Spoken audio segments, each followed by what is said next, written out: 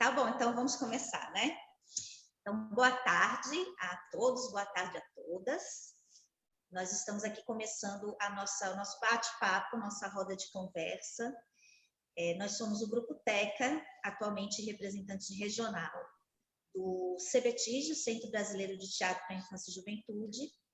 Nós temos aqui presentes hoje nessa conversa, além de Fernando Marinho, que é presidente do sindicato daqui da Bahia, a gente tem também o Cleiton Echeveste, que é o presidente do CBTIG, e que vai falar um pouco também de todas as possibilidades, né, os desdobramentos em rede, né, que o CBTIG propõe, que também o CBTIG também é um representante da CITEG, que é uma associação internacional, ou seja, ele vai falar um pouco sobre como essas redes se conectam e se desdobram, não é? E vamos falar aqui, vamos ter essa conversa sobre associativismo, né, sobre produção, sobre como nós podemos nos apoiar agora, né, nesse momento em que mais do que nunca a gente precisa, né, se apoiar, se ajudar, se fortalecer e trazer de uma maneira mais cooperativa mesmo as artes feitas para as infâncias e juventudes. Essa reunião de hoje, ela vai ficar gravada, então a gente faz assim essa conversa um pouco mais nessa formalidade, porque a gente espera que também outros companheiros, outras companheiras que não puderam estar aqui hoje possam acessar essa conversa e futuramente iniciar um diálogo mesmo para essa aproximação que a gente está propondo aqui. Então, eu vou chamar o Marconi, que Marconi, ele não estava preparado para isso, gente, mas eu preciso chamá-lo, né, para fazer essa conversa convite para todos e todas que podem acessar mais para frente essa conversa também, tá? Então é isso, gente, vamos começar.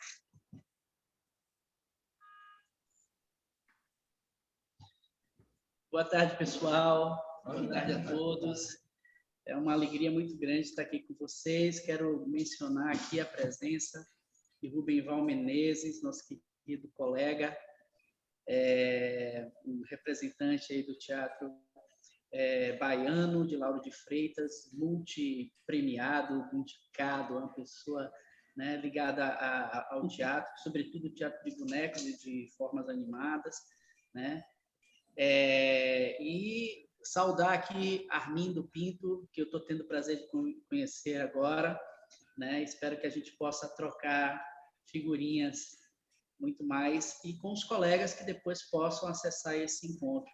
Lilian Rocha, minha querida amiga, estava lá da primeira vez que eu resolvi fazer teatro, ela estava lá, é uma testemunha ocular e é uma das culpadas pelo fato de ter assumido o teatro como profissão na minha vida. Eu escrevi umas coisas que eu fiquei com muito medo, porque eu me perco, né? Eu faço muita digressão e me perco. Eu tenho feito um exercício muito grande assim para não fazer essas coisas, e escrevi umas coisas, mas eu não sei em que medida vale a pena, já que esse formato agora de vídeo, né, gravado, e não de uma reunião, não de uma roda de conversa que todos participam, acabou de ser decidido, né, por conta, enfim, as pessoas tiveram dificuldade, né, mencionaram aqui pelo WhatsApp, estão com dificuldade de entrar, né, nesse feriadão, né, de 21 de abril, né, dia de Tiradentes. Hoje, né, é o dia que o Brasil foi descoberto, né? Se comemora isso aí, e eu espero que a gente possa descobrir aqui ou redescobrir outros caminhos para nossa vida, né? Para o nosso dia a dia na arte. Eu e Luciana, que falou com vocês há pouco, somos os fundadores do Grupo TECA Teatro, um grupo que agora, em 3 de agosto, faz 19 anos, E a gente vem se dedicando esse tempo todo ao teatro voltado para a infância e juventude, exclusivamente. Não posso dizer para vocês que isso foi uma escolha.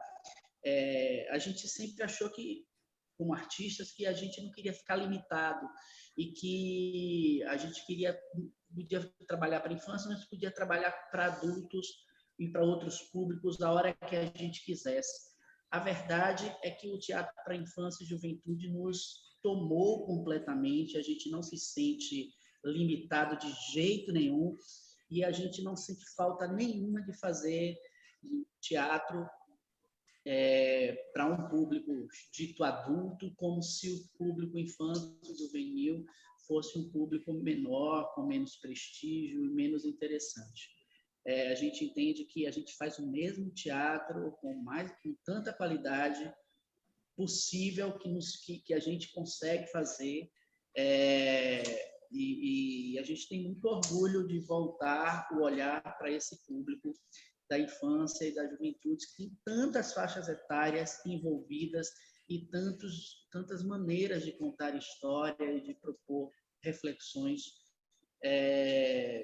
de formas diferentes, né? Desde o público bebê até os jovens adultos que vai até os 29 anos. A gente vem trabalhando com essas faixas etárias todas e a gente não se sente... A gente adora trabalhar, não tem nenhum conflito de interesses quando a gente trabalha para bebê e para jovens adultos e depois faz uma peça para adolescentes e vai montar uma peça para crianças, entendeu? Então, para a gente é uma maravilha trabalhar com essa faixa etária e está longe de ser uma prisão, mas sim um privilégio de estar fazendo isso. A nossa formação, a formação do nosso grupo, ela é universitária, mas está aqui o presidente do sindicato, Fernando Marinho, que não me deixa mentir, ele sabe que para ser ator, para ser profissional na nossa área, não precisa ter nível superior. Ele e a Lei 8.666, de 78, não é isso, Fernando? Lei 8.666? A lei que cria a profissão de ator, não é essa? Não. Eu jurava que era essa. Não, essa é a lei de licitação. Fernando Marinho é advogado por formação, professor de vários idiomas, e está aqui me contradizendo. Eu jurava que era o 8666, porque esse 666... 8666 é porque muita gente faz. Porque, na realidade, eu acho que você ou está sentindo falta dos editais, ou dos processos licitatórios, e aí está com isso, né, no imaginário faz sentido, faz todo sentido. Com a lei, pois é. Gente, na minha formação eu também sou palhaço, tá? Então eu trago isso, eu sou um perdedor feliz, né? Eu estou me vendo aqui agora na câmera com o nariz vermelho. Voltando. Então, a gente entende que a formação é algo fundamental, a gente trabalha com formação também, né? Temos uma pequena escola de teatro para todas as idades, e a gente entende que a formação é fundamental e ela precisa ser continuada, né?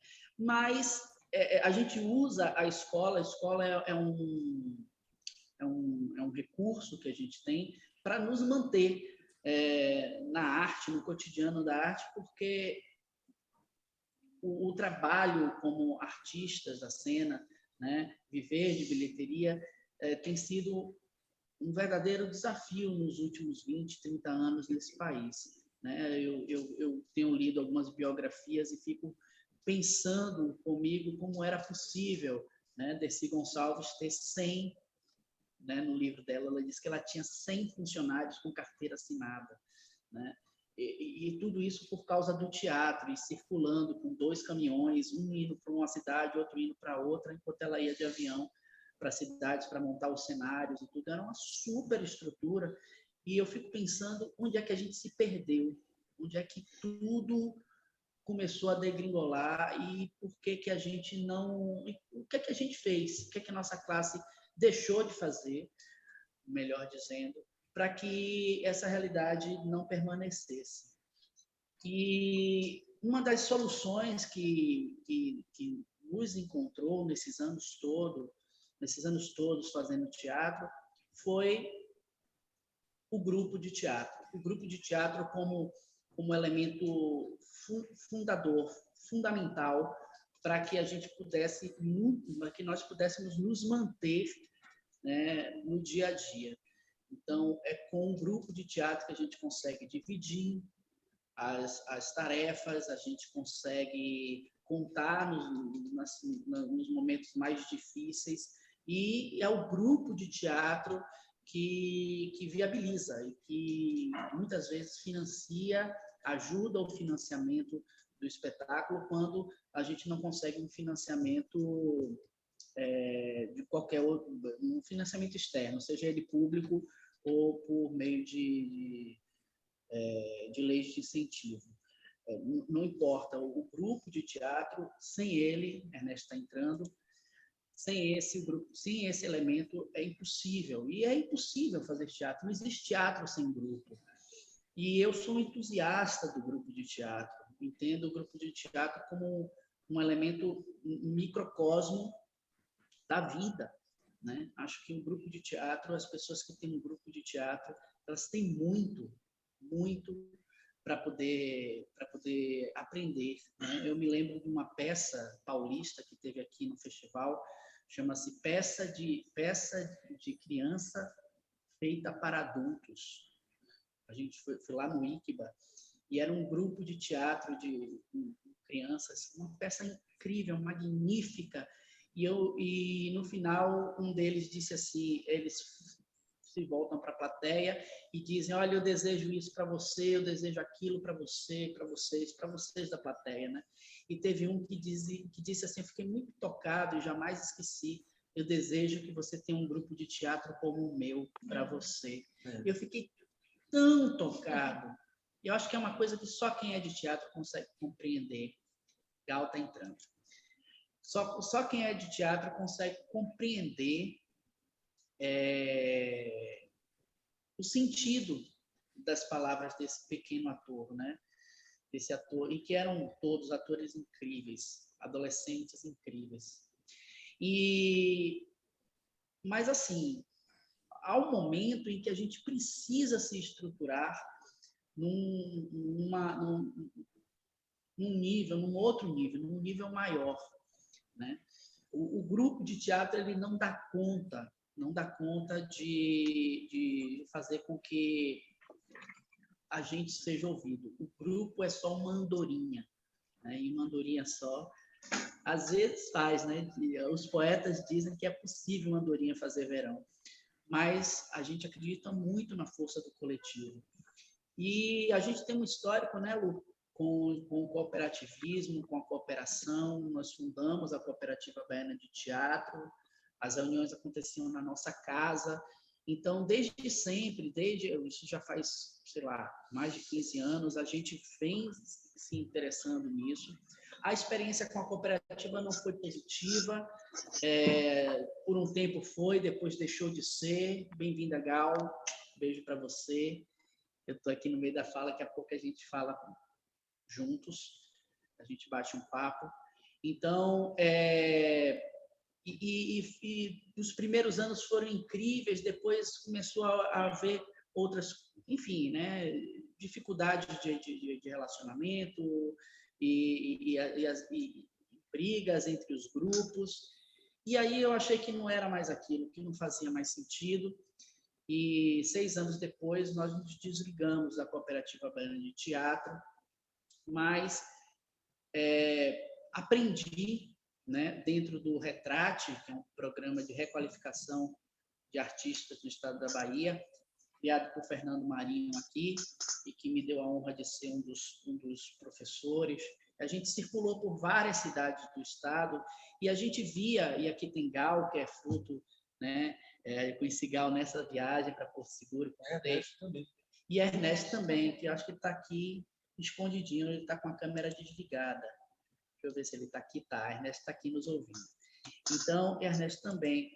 E a gente via que em algumas cidades havia rusgas, havia entreveros entre os grupos de teatro, e que aquilo, de fato, ninguém ganhava com aquilo, nem a cidade ganhava com a cultura, nem os grupos conseguiam ser fortes o suficiente para fazer espetáculos melhores, e a cidade não tinha uma movimentação cultural decente, porque a briga entre os grupos era um fato.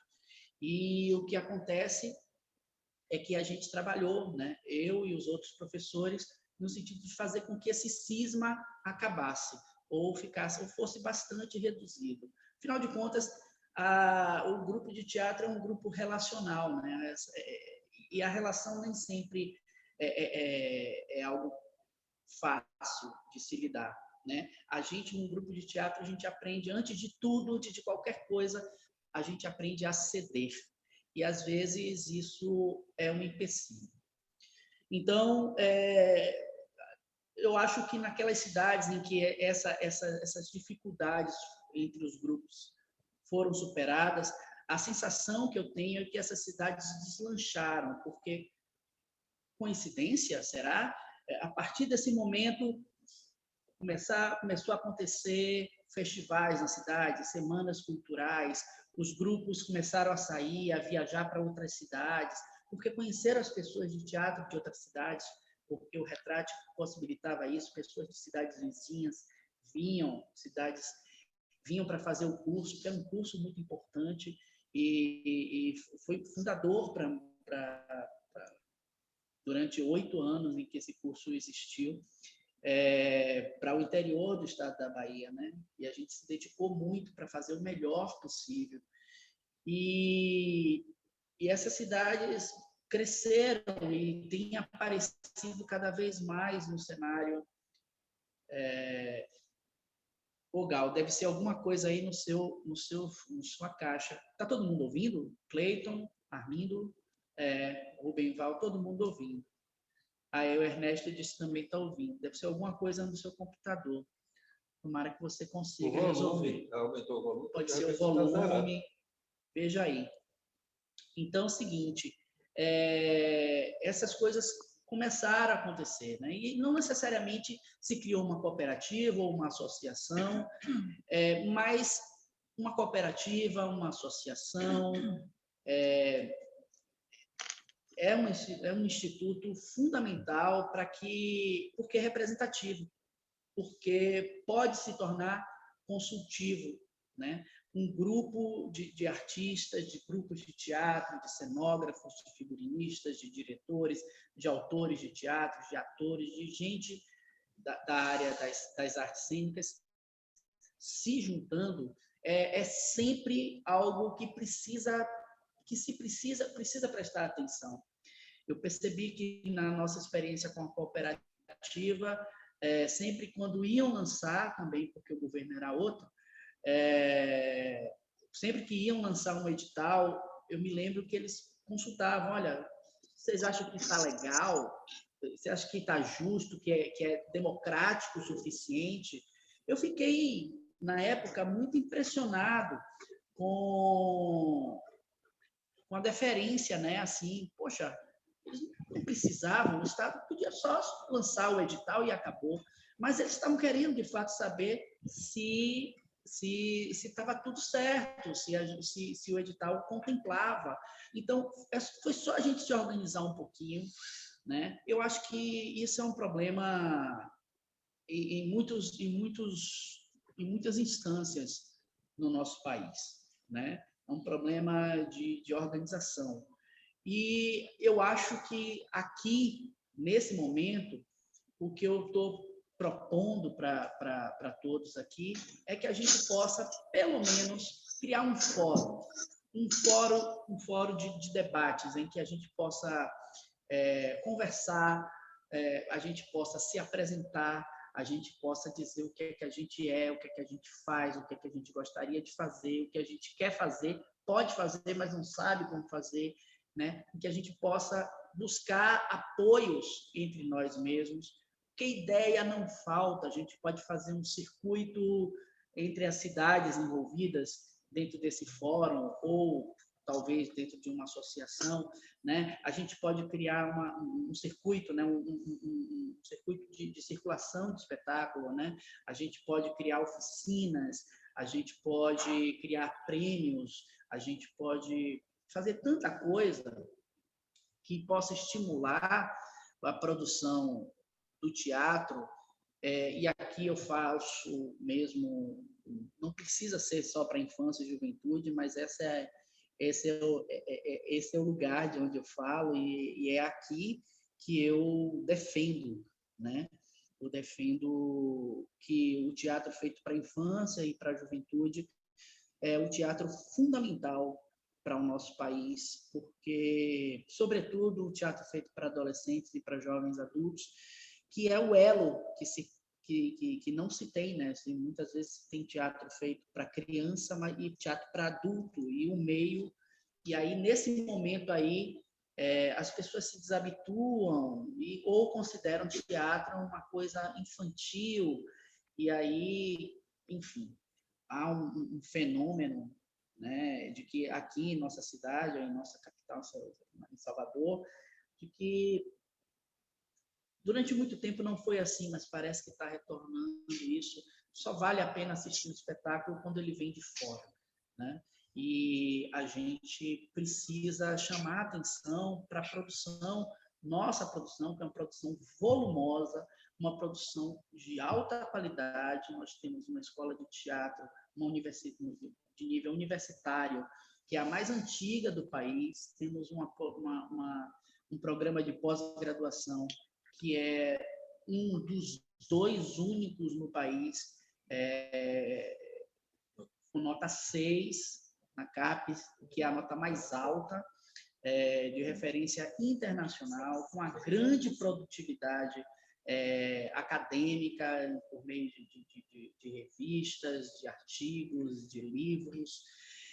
Então, a gente pensa o teatro e a gente realiza o teatro. A gente tem perdido muitas salas e é preciso que nós, artistas, chamemos a atenção da situação de como a nossa cultura e como a arte em si tem sido depauperada nesse país nos últimos 10 anos. E nos últimos 4 anos, ela tem sofrido uma verdadeira destruição. Não é desmonte, porque desmonte, Lu, a gente pode montar de novo, né? É destruição. Tem coisas que não se vai recuperar o que se perdeu na Cinemateca de São Paulo. É verdade. Isso é destruição. Então, o Museu Nacional, eu fiquei absolutamente deprimido com essas perdas.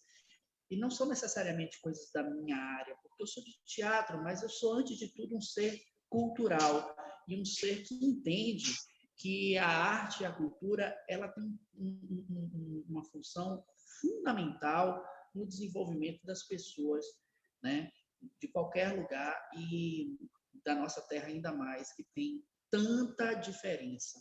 Que o abismo que nos separa, o abismo social que nos separa é enorme, é gigantesco, né? As diferenças são muito grandes e as pessoas que têm acesso, as pessoas da classe média, as pessoas de classes mais altas também não estão nem aí, né? É um aburguesamento total, né, da arte e só interessa, né, aquilo que pode gerar visualização, que possa gerar like, que possa gerar comentário e não aquilo que importa de fato, que é o raciocínio, que é a sensibilização, que é a reflexão. Obrigado, Nando. A reflexão. Eu acho que a gente está numa cruzada e acho que a questão da associação é fundamental para que a gente possa avançar. A nossa experiência nos últimos anos com o CBTIG prova que isso é uma coisa, é um fato, né? Ainda que a gente tenha se aproximado muito nesse período pandêmico, porque a gente ficou sem ninguém. Então, a gente precisava encontrar os pares somente através desse recurso que a gente está fazendo aqui, que é o Zoom. E a gente fez encontros nacionais, regionais, internacionais, e esses encontros nos encheram de vontade de estar junto, nos encheram de vontade de trabalhar, nos encheram de vontade de superar as dificuldades para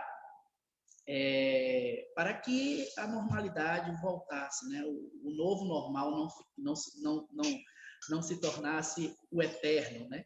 E acho que as coisas estão começando a voltar para o lugar agora e há uma demanda crescente, né? Eu tenho sentido isso, minha relação com o Rubenval sofreu bastante com isso, mas da minha parte, o Rubenval, Marconi, cadê nós? Cadê nós? E eu sem conseguir, gente, dar atenção a Rubenval, porque o volume de trabalho aumentou muito e a gente perdeu muito nessa pandemia, a gente precisava recuperar, porque a gente precisa de uma base para poder sonhar. Não dá para sonhar solto. A gente precisa de uma base, a gente precisa de garantir a nossa subsistência. E eu não conseguia. O Benval, que na ocasião era o presidente, né, Rubenval? Era da diretoria da Aeroatar. O presidente acho que é Fernando. Acho que não, teve... Pode falar. Foi. Eu era da diretoria da Associação Cultural Tupã. A Aeroatar, ela virou uma produtora, uma empresa agora. Era um grupo de teatro que virou empresa. É a Tupã. Associação Cultural Tupã. Tudo nome indígena, me confundo. Era até o nome do grupo.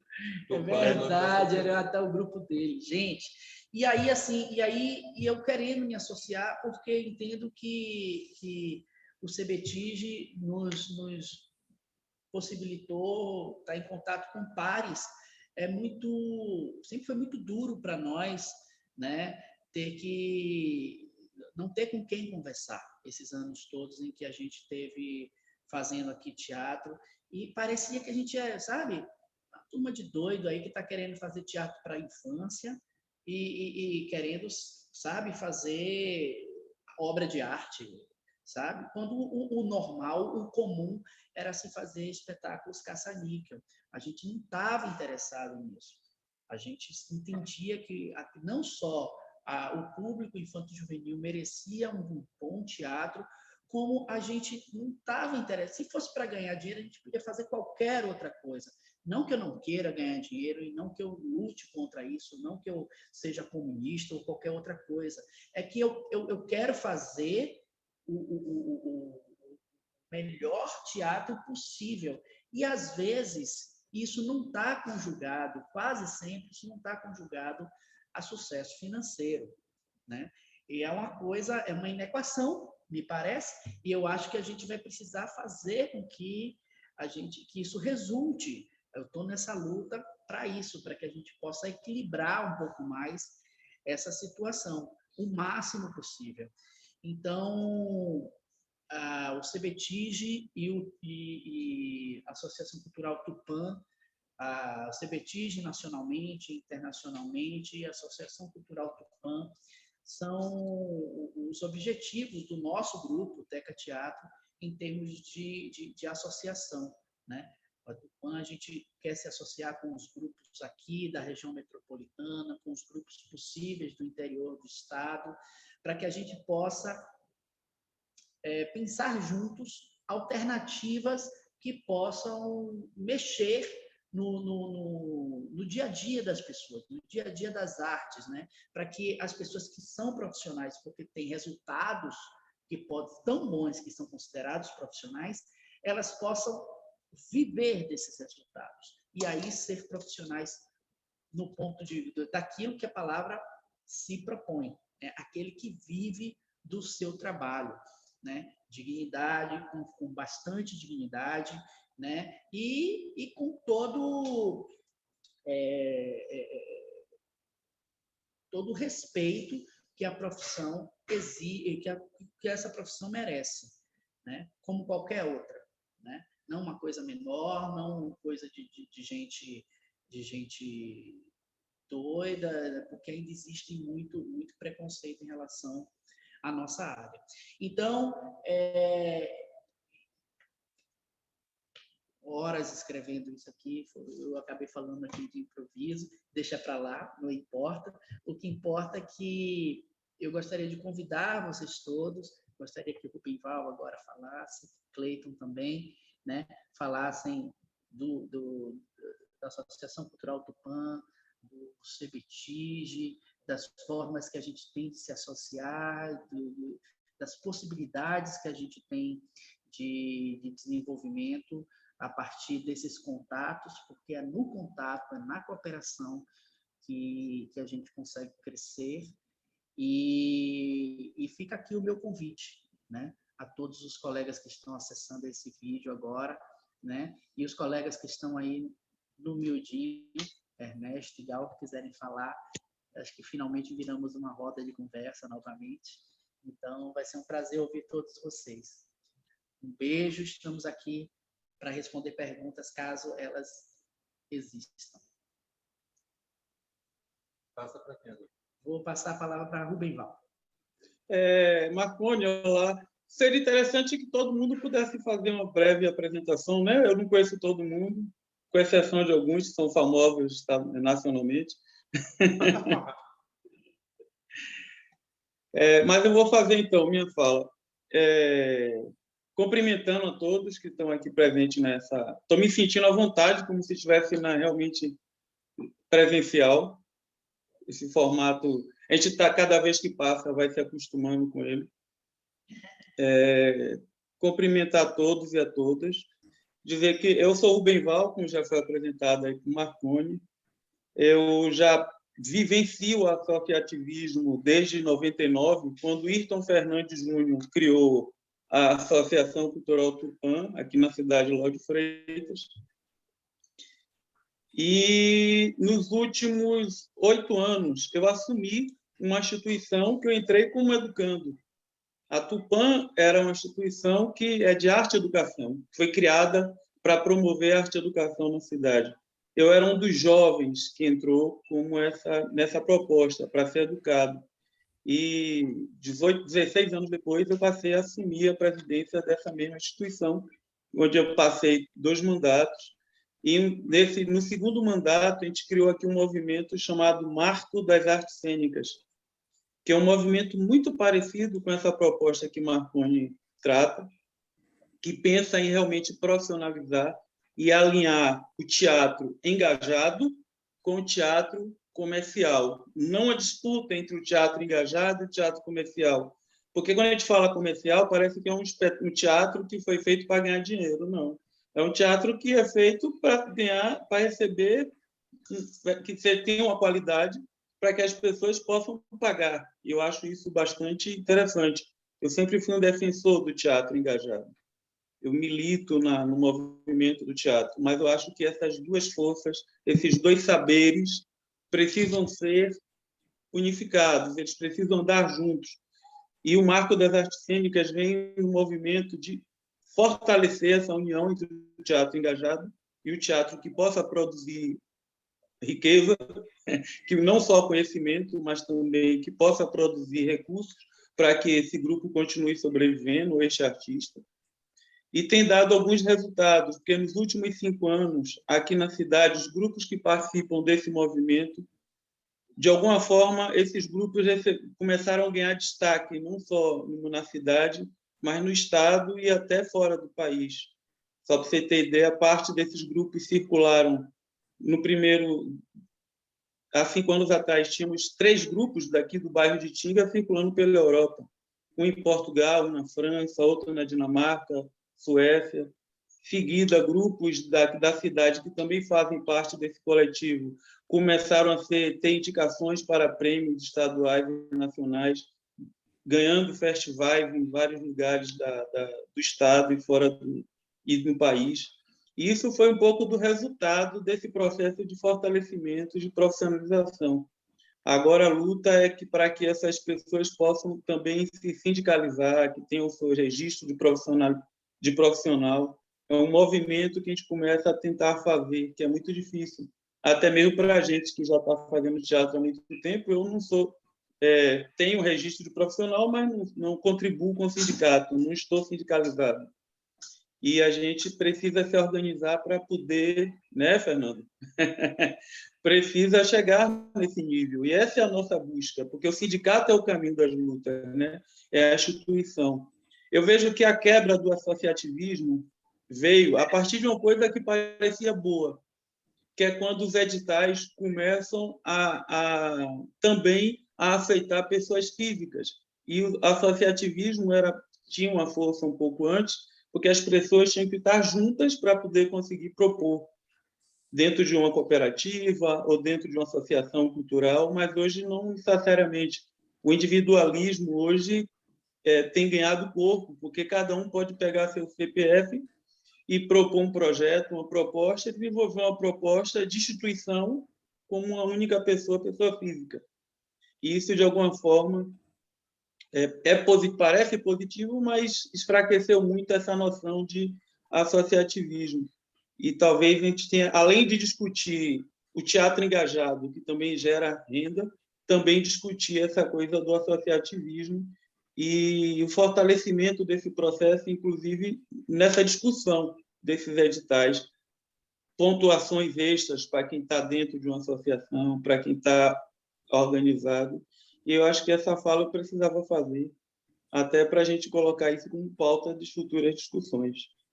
É um prazer estar aqui conversando com vocês e estar discutindo essa questão que eu acho bastante pertinente. Obrigado pelo espaço.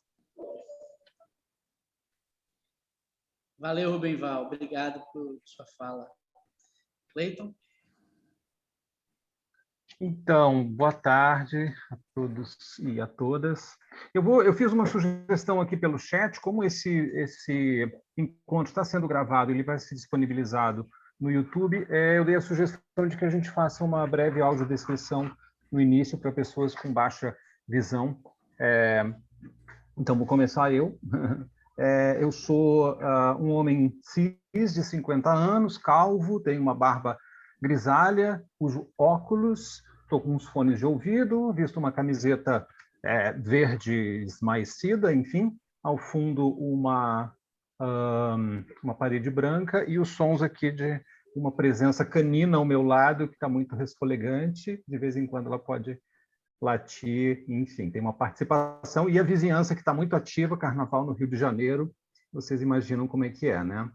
Eu falo aqui do Catete, no Rio de Janeiro, onde eu moro, e estou falando aqui em nome do Centro Brasileiro de Teatro para a Infância e Juventude, o CBTIG, representante da Associação Internacional, como já foi dito no início, Associação Internacional de Teatro para a Infância e Juventude, mas antes de mais nada, eu falo em meu próprio nome, como artista, como cidadão, como pesquisador, como pessoa interessada e fascinada pelo universo das artes, particularmente das artes cênicas.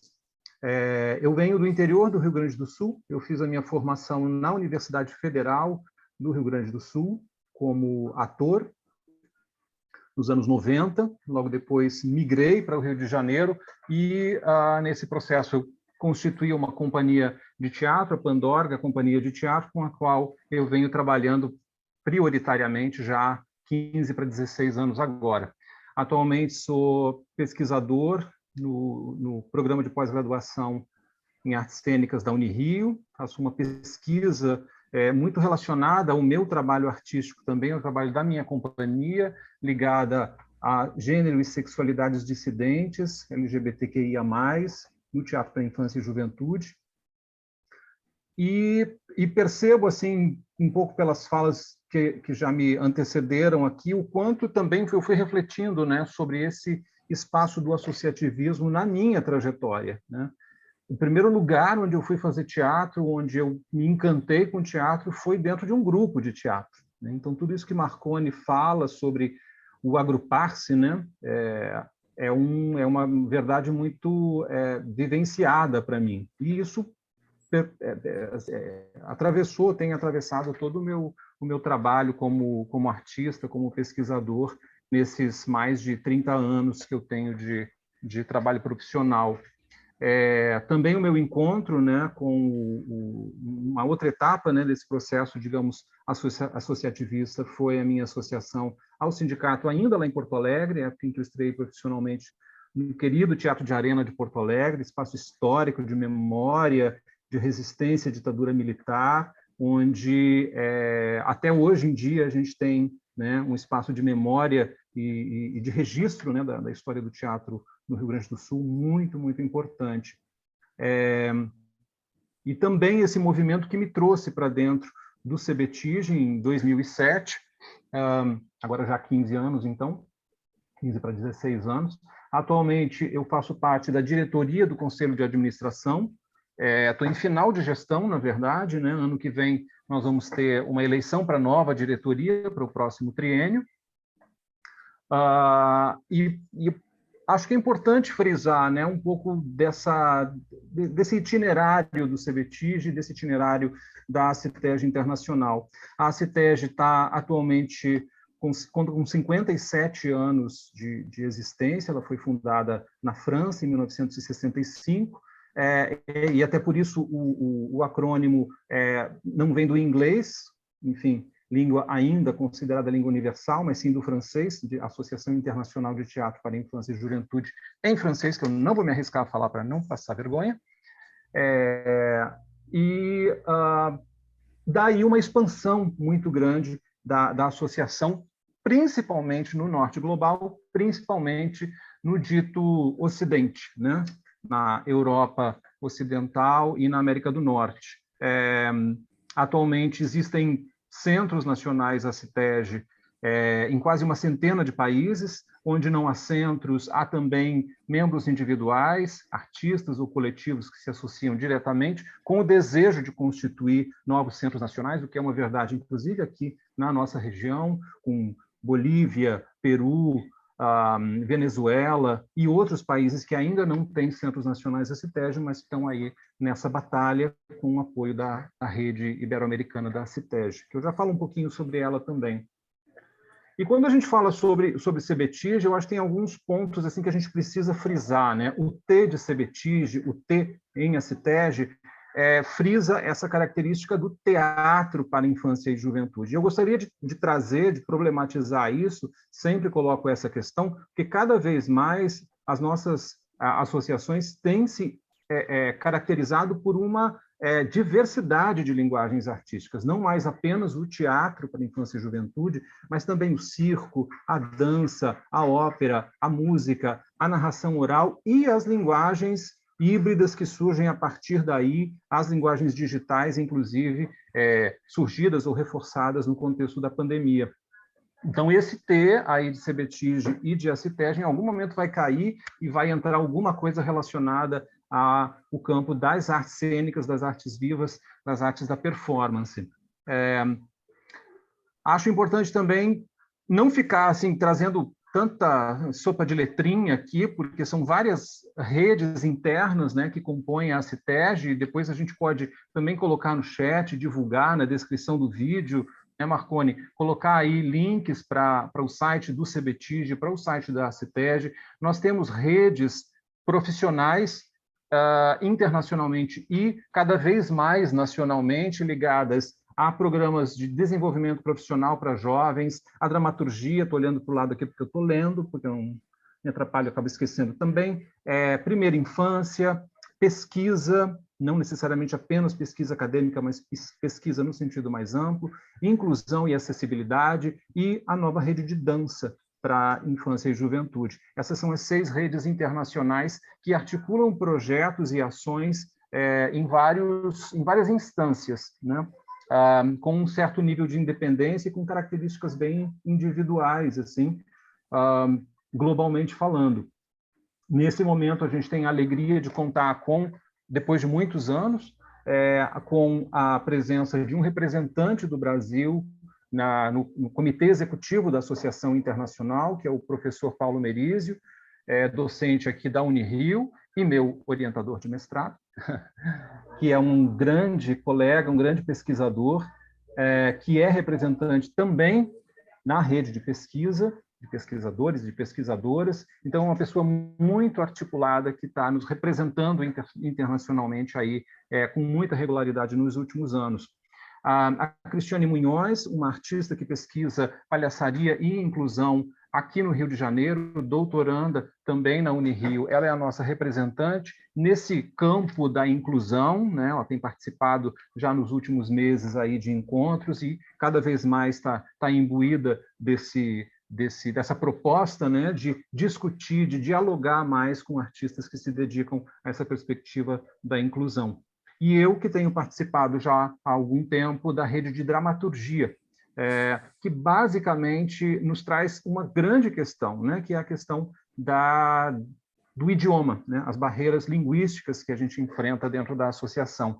Como uma associação basicamente, ou melhor, originariamente europeia, grande parte das comunicações se dão, obviamente, pelas línguas mais fortes, digamos assim, dentro da comunidade europeia. Obviamente, o inglês, mas também o francês, o italiano, o alemão, um pouco o espanhol, as línguas nórdicas também, e eu diria que um pequeniníssimo percentual de português também, né? Por incrível que pareça, Portugal ainda não tem um centro nacional, esse centro nacional, o CETEG, está em articulação nesse momento. Então, um dos nossos desafios também é essa questão da representatividade, também dialogar de uma maneira mais assertiva, mais direta, mais transparente, mais autônoma, né? Já que falar hoje em dia sobre soberania é um assunto muito complexo, né, no nosso contexto político, mas falar sobre, pelo menos, a busca, né, de diálogos interseccionais com outros países, com outras regiões. E a gente vem colaborando com a CITEG nesse sentido, tanto de traduzir materiais que são produzidos internacionalmente para o português, principalmente do inglês e do espanhol, mas também verter para o inglês, para o espanhol e, eventualmente, o francês, materiais que reflitam um pouco do trabalho que é desenvolvido dentro das artes cênicas para a infância e juventude aqui no Brasil, seja eventos que são organizados de interesse internacional, seja atividades que possam gerar parcerias e perspectivas de intercâmbio. Também não quero me alongar demais, mas queria falar rapidamente também sobre essa perspectiva de uma conexão, de uma reconexão com os centros nacionais lusófonos, particularmente em África. Nesse momento, a gente está em uma articulação bastante produtiva e com bastante ressonância dentro da associação com Moçambique, com Angola, começando também um diálogo com Cabo Verde e, como eu citei já, Portugal também entrando um pouco nesse circuito, pensando futuramente na criação, na constituição de quem sabe, de uma rede lusófona dentro desse grande cenário internacional, né, que seria extremamente bem-vinda. Bom, para não me alongar demais, eu vou ficando por aqui e depois também passo, se for o caso, ou pelo chat ou para o Marconi, para colocar, né, na descrição do vídeo uma série de contatos aí para a gente seguir conversando e também estou aqui disponível. Tá, gente? Muito obrigado pelo espaço e, Teca, muito, muito obrigado pela oportunidade. Aliás, quero citar, né, que nominalmente o trabalho que a Luciana e o Marconi vêm fazendo para disseminação, isso não é do CBTIG, mas é das artes para a infância e juventude. O CBTIG é só um caminho para a gente ter mais diálogo, para ter mais interlocuções e encontrar esses outros espaços, cada vez mais reconhecendo que teatro para a infância e juventude, artes para as infâncias e juventude, de uma maneira em geral, feitas em todo o território nacional, não apenas no Rio, não apenas em São Paulo, não apenas no Sudeste, não apenas no Centro-Sul, né, em todo o Brasil. Tá? Obrigado por serem essa força aí na Bahia e que o próximo encontro seja presencial, gente, por favor. Aí com vocês, né, porque vocês estão aí, mas eu não pude nesse momento. Muito, muito obrigado, tá? Obrigado, Cleito. Valeu mesmo por tudo. Tem sido excelente esse contato com você, com o CBTIG. A gente tem crescido muito e acho que coisas boas começam a acontecer, né? E eu gostaria que coisas boas começassem a acontecer com outros grupos aqui, sabe? Porque a gente ainda está muito separadinho e não tem justificativa para a gente estar separado. As nossas dores são as mesmas e os nossos anseios também são os mesmos.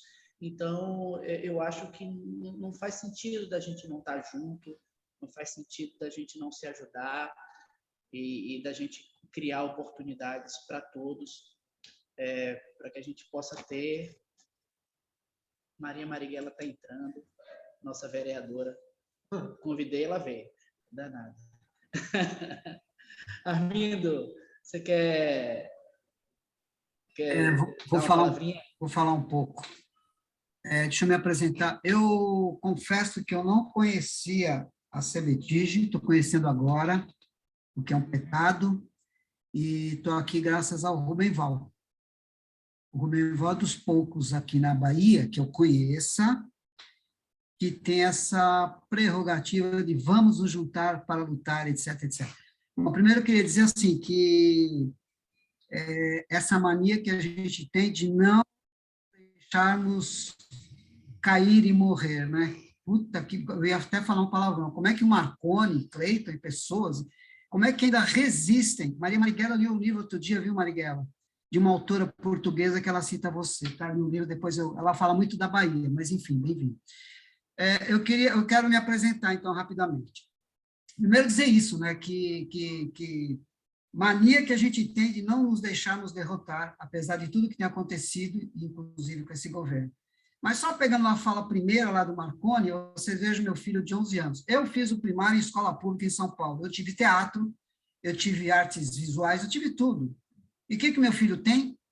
Empreendedorismo. Ele, aos 11 anos, ele tem um livro e uma disciplina chamada empreendedorismo, o que explica um pouco a bagaça de onde nós chegamos, né? Se não tem filosofia, não tem sociologia, etc, etc, quer dizer, a própria escola, os próprios professores não querem o teatro nem de graça, porque vão conturbar o ambiente. Como é que eu vou falar no meu celular, né?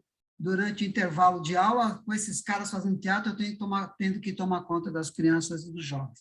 Mas, enfim, meu nome é Armindo, eu comecei com teatro lá na prefeitura, também é um exemplo, né? A prefeitura de Santo André, de um cara chamado Celso Daniel, que foi assassinado não à toa.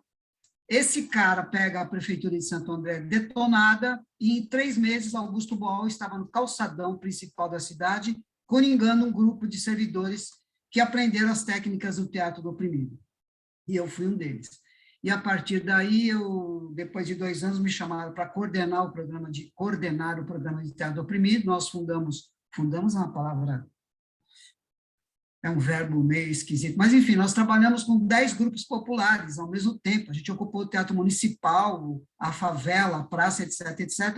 Uma coisa que causava estranhamento a algumas pessoas da própria cultura. Teatro do oprimido no teatro municipal. Sim, teatro do oprimido no teatro municipal. Para as pessoas entenderem que o teatro municipal é de todos e de todas, né? Então, nós tínhamos, ao mesmo tempo, muito apoio, ao mesmo tempo, muita resistência. Mas foi lá que eu aprendi com Augusto Boal, e a gente tinha esse programa de governo, e eu fui para as periferias. Eu quase acabei com o meu casamento na época, já vou acabar já, eu quase acabei com o meu casamento na época, porque a minha companheira falou, pô, você vai todos os dias trabalhar na prefeitura, quarta e sexta você fica à noite, sábado e domingo você vai de novo? Você tem um amante? Não, cara, a minha vida vai ser o teatro do oprimido, é aqui que eu busquei, aqui que eu achei o meu ser social, meu ser... que trabalha, ideologicamente, trabalha, né, e trabalha com arte, com teatro. E depois de velho, já aos 57 anos, eu entrei na Unesp, na Instituto de Artes, fui me formar em teatro, que foi lindo, porque você velho e se entrosar com aquela juventude te rejuvenesce, traz aspectos muito novos para a sua vida, embora... Eu estudei numa escola pública, numa universidade pública, onde eu não tive a disciplina teatro brasileiro nos anos de Augusto Boal, Teatro Arena. Nós não tivemos, que a professora se aposentou, a instituição já sabia disso, não providenciou, e eu não tive simplesmente sendo que eu fiz o vestibular porque pedia como leitura Teatro do Oprimido e Outras Poéticas Políticas, do Augusto Boal, que não caiu nada no exame, mas não interessa. Para falar um pouco da minha formação. Bom, eu venho para a Bahia, eu vou tentar ser curto, eu sou prolixo demais. A prefeita aqui, para vocês terem ideia como funcionam as coisas, a prefeita chamou o povo para lives. Vamos falar hoje sobre a estrutura da cidade. Então, vai lá o secretário, não sei o que lá. Hoje vamos falar sobre finanças, hoje vamos falar sobre saúde, hoje vamos falar sobre cultura. Então, o que a prefeita faz? Ela fala, e diz, eu tenho que sair porque eu tenho outra live. Quer dizer, ela chama a população para ouvir a população sobre a cultura, e ela fala e vai embora, dizendo que tem outra live. E ela volta ao final para dizer que o senhor Armindo isso, o senhor Armindo aquilo, outro.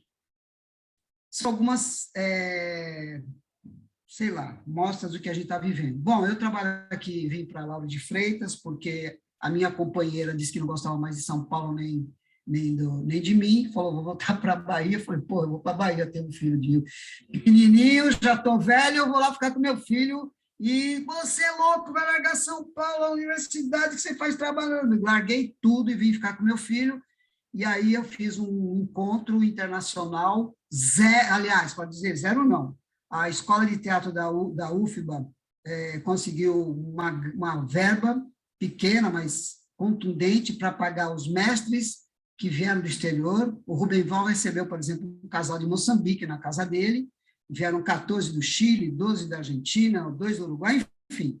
Nós não obtivemos nem papel higiênico e nem água da prefeitura. Eu costumo dizer, eu disse no encontro, ninguém deixou de limpar a bunda e ninguém passou sede porque a prefeitura não quis colaborar com a gente. Para também dar uma amostra do que é o governo, do que são esses governos. Bom, finalmente, então, vou chegar aqui onde Hoje eu fundei, digamos assim, o Grupo de Teatro do Oprimido e da Oprimida da Bahia, GTO Bahia, e nós atuamos hoje, apesar da pandemia, estamos retornando, né? Temos 2 grupos, que é o Grupo Pé de Poeta, é um dos que o Rubenval falou, foi para a França, entrou no Teatro do Oprimido de Paris, fomos à França, fomos de bar em bar, passar sacolinha, fazer poesia, pedir dinheiro para poder viajar, vaquinha eletrônica, etc., e fomos.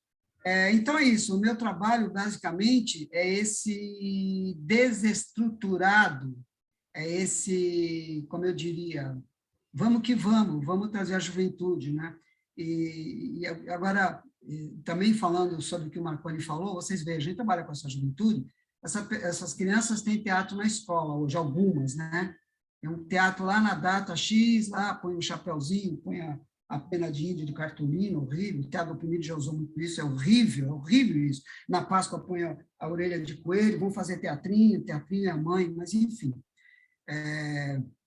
Até me perdi um pouco do que eu estava falando. Bom, e aí os jovens, o que acontece? Por exemplo, nós temos o Pé de Poeta, premiado, não sei o que lá. O Tony, ele vai trabalhar, ele tem um sábado por mês de folga, e um dia por semana. Ele não vai fazer teatro, nem igreja, nem grupo de rock, nem nada, porque o sistema não deixa.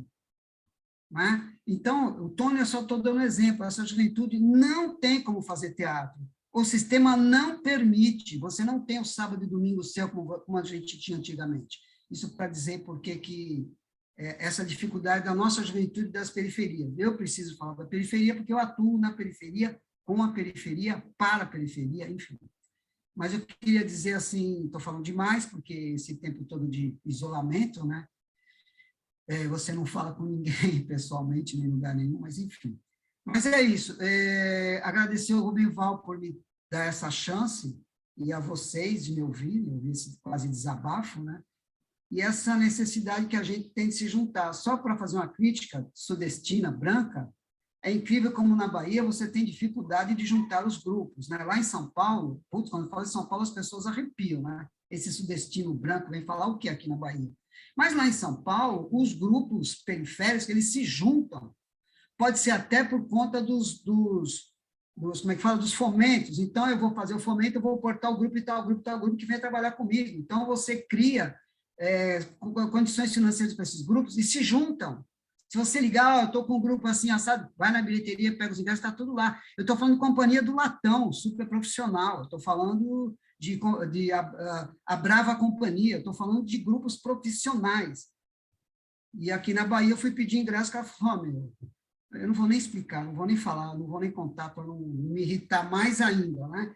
Então, como disse um cara aqui, ó, a farinha é pouca, meu pirão primeiro. Então, Marconi, Cleiton, Rubenval, Marighella, plateia, roda de conversa, a primeira coisa que a gente precisa entender é como quebrar esse individualismo, como quebrar, claro, nós somos fome, vocês têm ideia, né?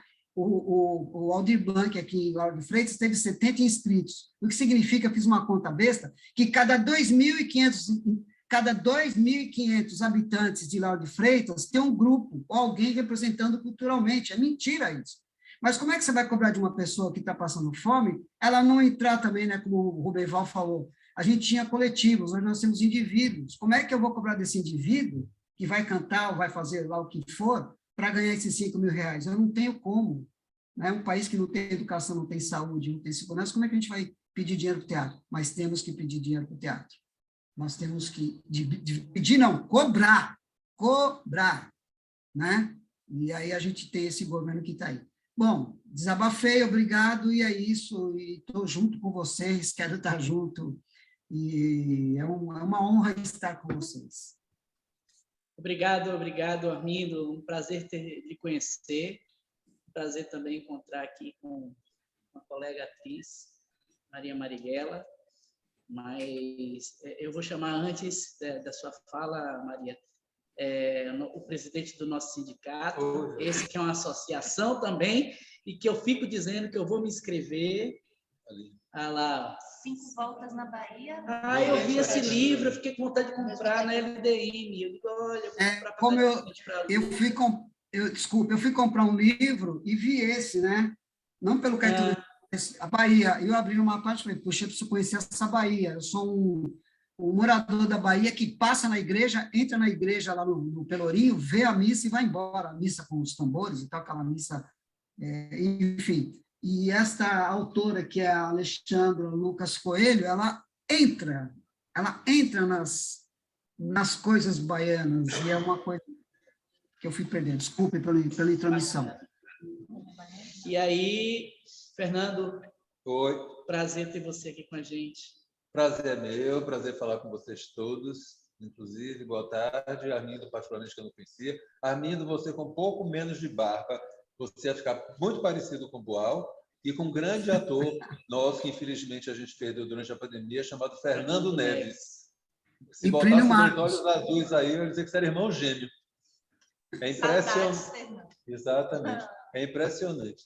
Bom, a vocês que estão assistindo, como o Cleiton, inclusive, falou do início, sugeriu a questão da descrição.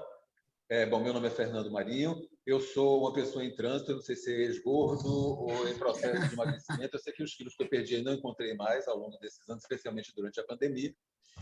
Tenho 60 anos, tenho cabelo grisalho, sou assim, gato, estou miando pouco ultimamente, mas gato, um coroa gato, digamos assim.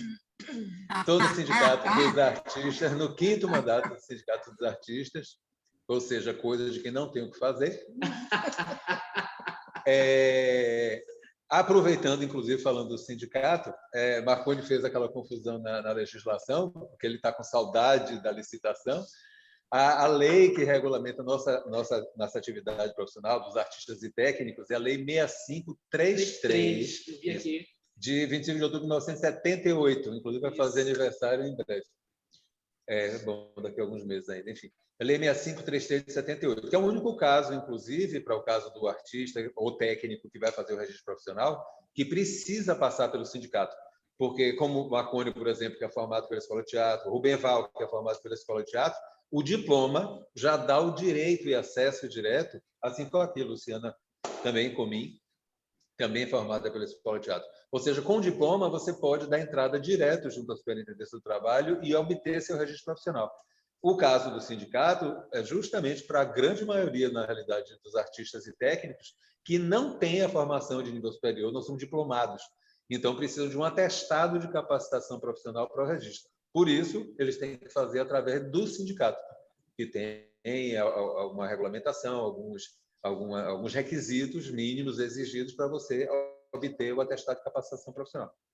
Bom, acho muito importante esse momento de conversa. Acho bacana, eu adorei muito as falas das pessoas que trabalham com as associações, os coletivos, etc., porque é coisa fundamental. A riqueza da vida, na realidade, além das diferenças, é exatamente essa possibilidade de diálogo. Eu poder estar junto, andar junto, fazer isso junto, para poder você potencializar muitas coisas. E as pessoas esquecem disso. E aí alguém falou assim, por causa da dificuldade da relação. A dificuldade não é na relação, a dificuldade é do ser humano. O problema na face da Terra, como dizia um tio-avô que eu tive, que inclusive era um monsenhor, era pessoa católica, muito religiosa, ele dizia que o problema na face da Terra é o ser humano. Se tirar o ser humano da face da Terra, fica tudo lindo, tudo volta ao normal. E é exatamente isso. O problema não está nas relações, está no ser humano. Ninguém desenvolve essas relações. Porque eu vejo associações que funcionam, como a gente gosta de dizer, como um relógio.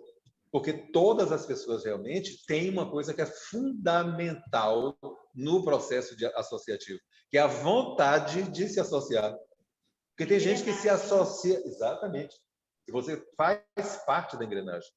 Inclusive, assim, no direito, o Marconi falou que minha formação de direito, aproveitando isso, por dar uma expressão bem antiga, do período do direito romano ainda, chama-se animus societatis.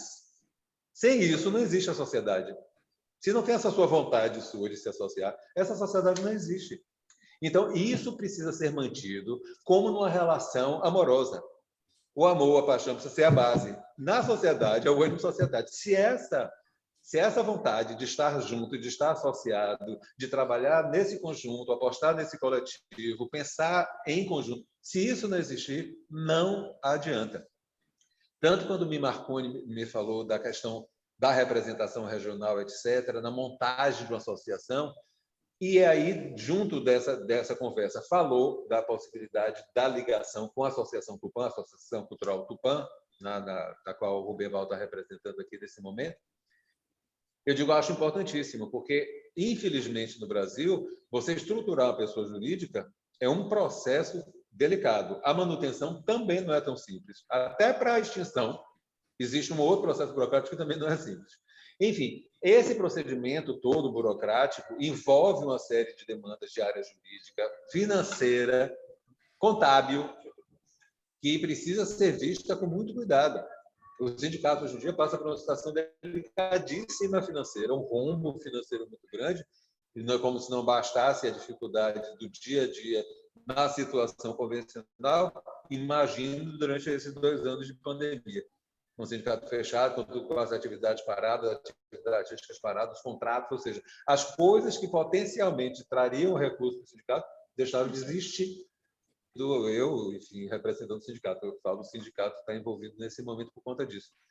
E você tem essas obrigações tributárias, trabalhistas, muitas vezes, mas minimamente obrigações voltadas ao poder público, ou em nível municipal, estadual e federal, usualmente mais no municipal e federal, anualmente.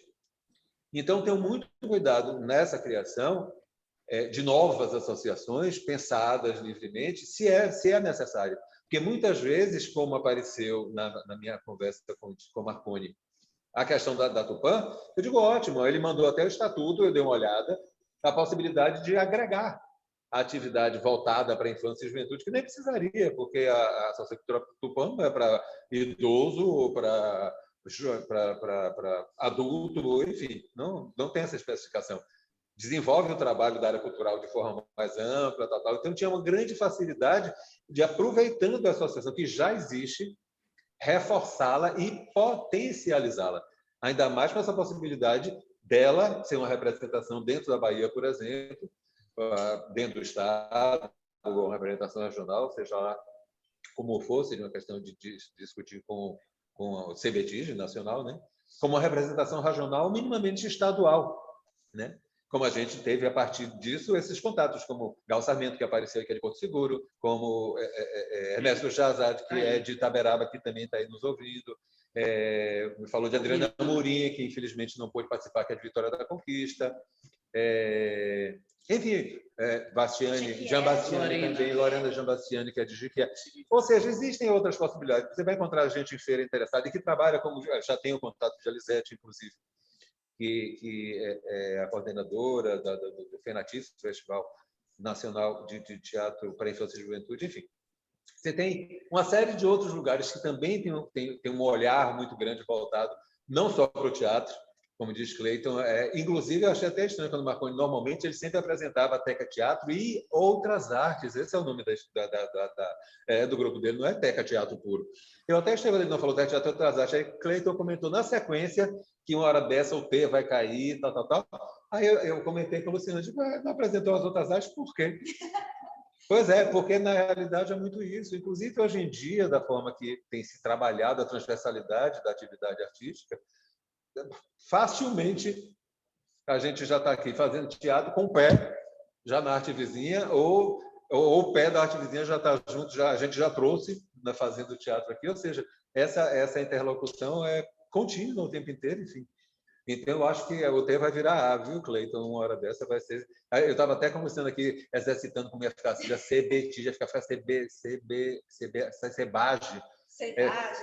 Centro Brasileiro das Artes, por exemplo, CEBAGE, e ficou feio o nome. Aí tem que arranjar uma sigla mais bonita para porque CEBAGE, realmente, eu prefiro ficar com CBT. CEBAGE está meio feio.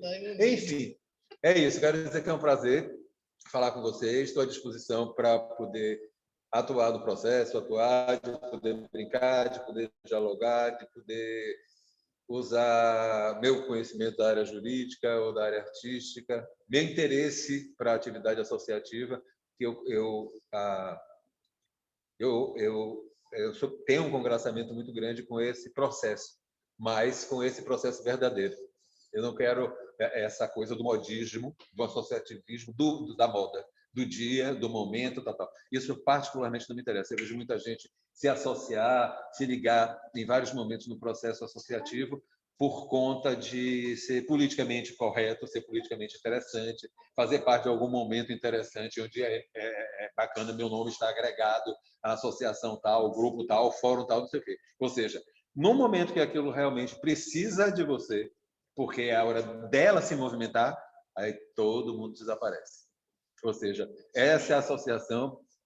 Eu agradeço previamente o convite, não me chame para fazer parte, porque eu não tenho interesse. Já sou exemplo, inclusive, de estar frente de uma instituição que fui levado exatamente para o movimento. Dessa forma, no momento que apareceu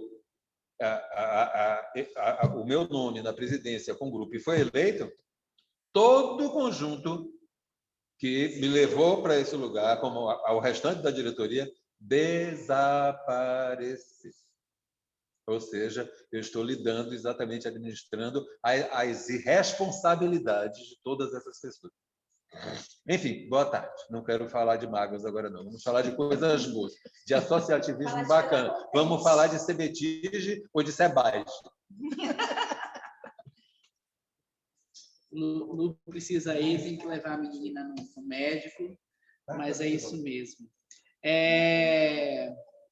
Fernando, espero que Fernando esteja em breve, vai estar em breve como ator no nosso espetáculo, né? Estou precisando de trabalho. Tem que ajudar a Fernanda a tapar o buraco do satélite. Tem carteira assinada, é igual a companhia tem carteira assinada também? Não, a gente trabalha por contratação, por serviço. Pois. Você tem MEI? Tenho MEI. Foi uma outra coisa que falou muito da fragilidade, perdão, aproveitando. Rubem Val comentou muito dessa coisa do edital ser uma coisa importante, etc., mas a aceitação da coisa da pessoa física, etc. Uma das coisas que quebrou um pouco, inclusive a própria Cooperativa Baiana de Teatro, foi quando começou uma coisa importantíssima, que eu acho importante, uma figura que foi criada em nível federal, que se chama o MEI, o Microempreendedor Individual. Com a criação dessa figura, a coisa da associação, que garantia, digamos, sua representação via CNPJ, eu não preciso mais. Porque, independente do grupo ser uma empresa, uma associação e ter o CNPJ, euzinho, pessoa física, posso ser uma pessoa jurídica através dessa figura nova. E, com isso, realmente fragilizou também essa coisa do processo das associações, né, que dependiam da pessoa física puramente. Desculpe, esse foi só um comentário que eu tinha me esquecido de fazer, porque na hora que você falou, me lembrei exatamente disso. Além da pessoa física, essa criação do MEI, o impacto da criação disso dentro do processo de associações, de cooperativas, etc. Obrigado, Nando. Maria Marighella, querida, bem-vinda. Um prazer enorme ter você aqui com a gente. É sempre bom saber que a gente pode contar, né, com o legislativo e de verdade, né? De verdade. Toda vez que eu mando uma mensagem para você, eu nunca deixo de receber a resposta. Demonstra de fato que você dá muita importância, né, para a nossa luta, para a nossa representação, né, na sociedade, na importância que as artes, e aqui eu estou falando do teatro, e mais especificamente do teatro para infância e juventude, tem, né, na nossa cidade, na nossa comunidade soteropolitana, e é um prazer ter você aqui com a gente.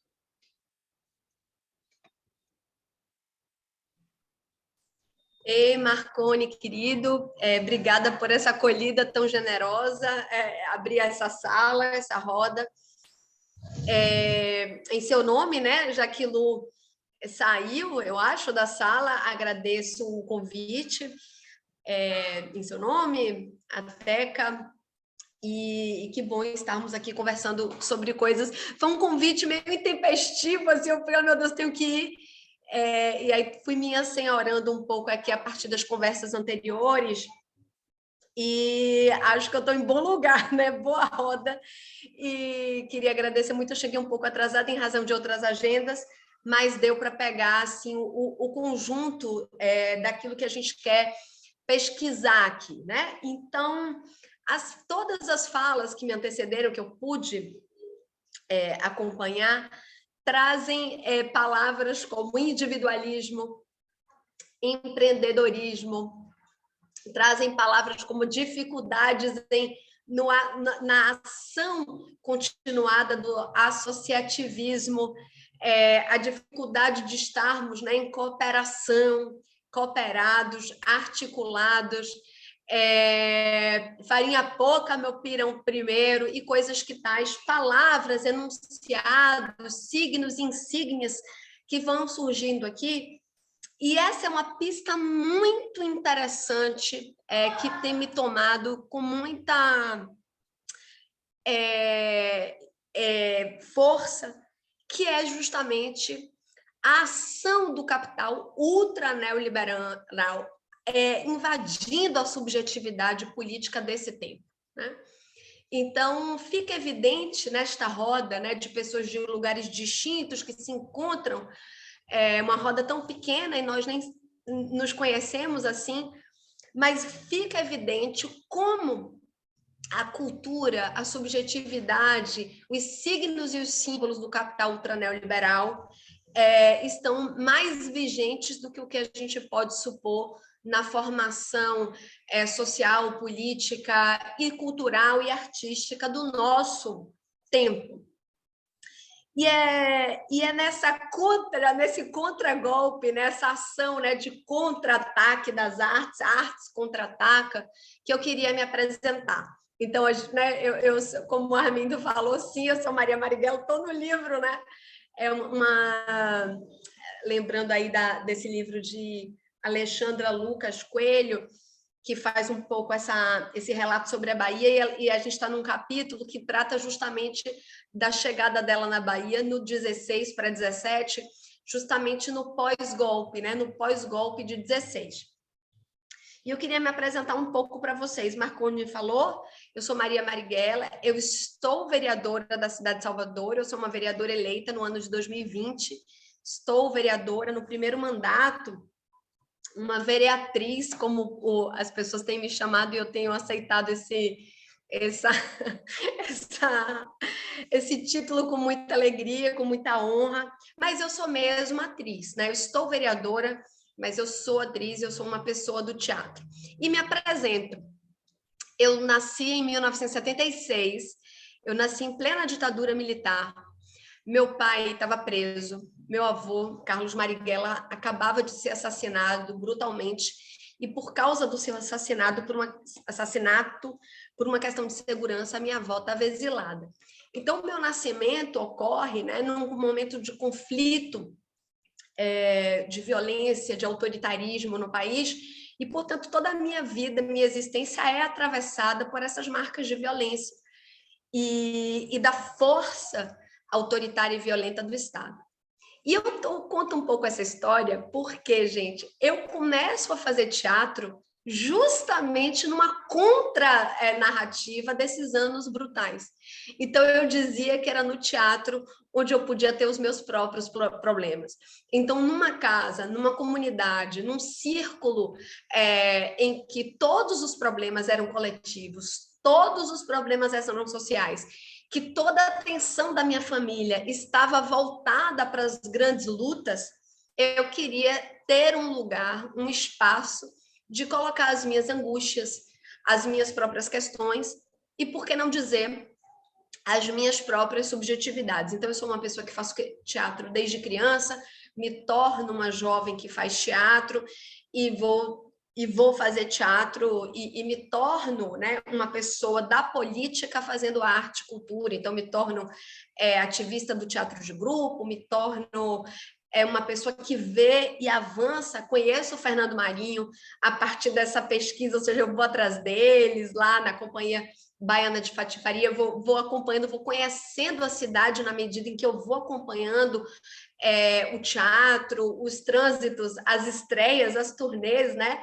Os ônibus que atravessam a cidade para que a gente fosse conhecer o teatro, e me torno, então, uma ativista do teatro, uma ativista cultural, e essa experiência me leva à produção, me leva à gestão, e em 2012 eu sou convidada à minha primeira experiência de gestão pública, e consigo, naquele ano e naquele ano de 2012, juntar um pouco a tradição, uma espécie de ancestralidade política, né? Algo que eu herdei, né? Uma ancestralidade ou seja, um ambiente da política que eu sempre estive, a uma experiência de fundamento que é o próprio teatro. Foi um elo assim, muito, muito emblemático, né?